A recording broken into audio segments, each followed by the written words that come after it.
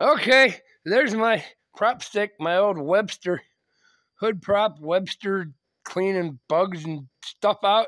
Works really good on this Kia. I use that when I replace the tranny and stuff. This thing is still boggling my mind. I'm gonna take some time when I get a chance.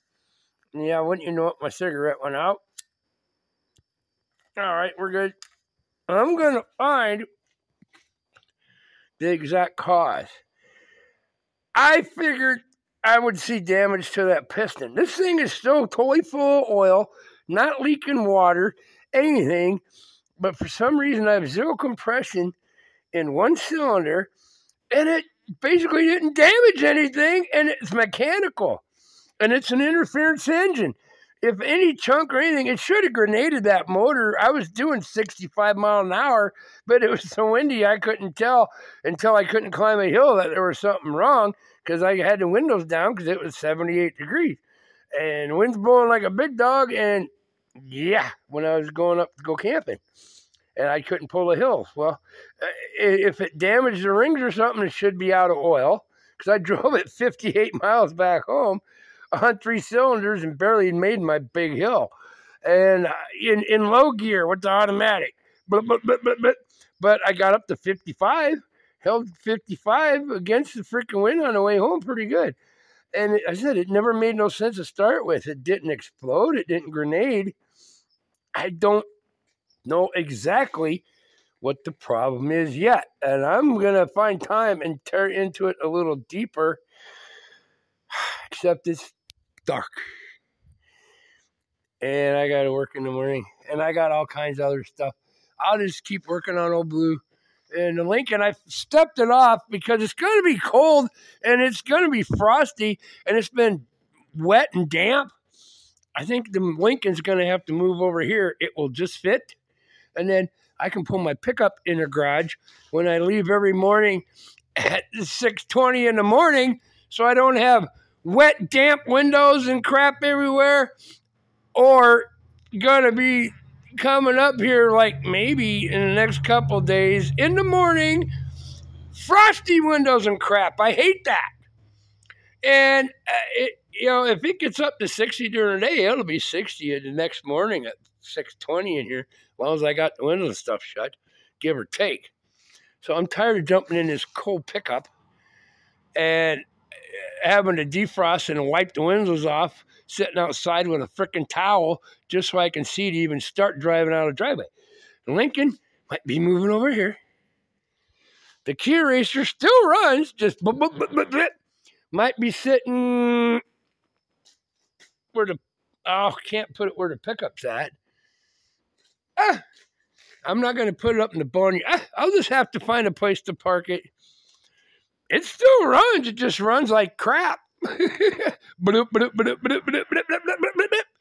if it's repairable, if I just got to take the valve cover off and there's a broken spring, I don't got to pull the whole head. All I got to do is stuff a piece of rope down that cylinder and then turn it by hand till it holds the valves up and it can't drop, and I can change this. Oh, I know all kinds of neat tricks. Oh, yeah, I'm getting ahead of myself. I still don't know what's wrong exactly. I don't know exactly what the cause was that made all this effect. But it's not grenaded.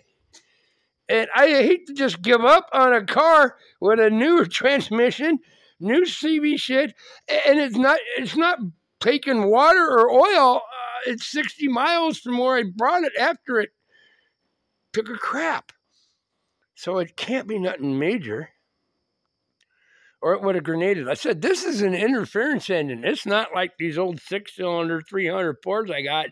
Yeah, you drop a valve, boom. Okay, usually it'll just bend the freaking goddamn push rod, or the valve will drop, and it'll just break it into pieces. And if it don't explode the piston, it'll shoot it out the exhaust pipe.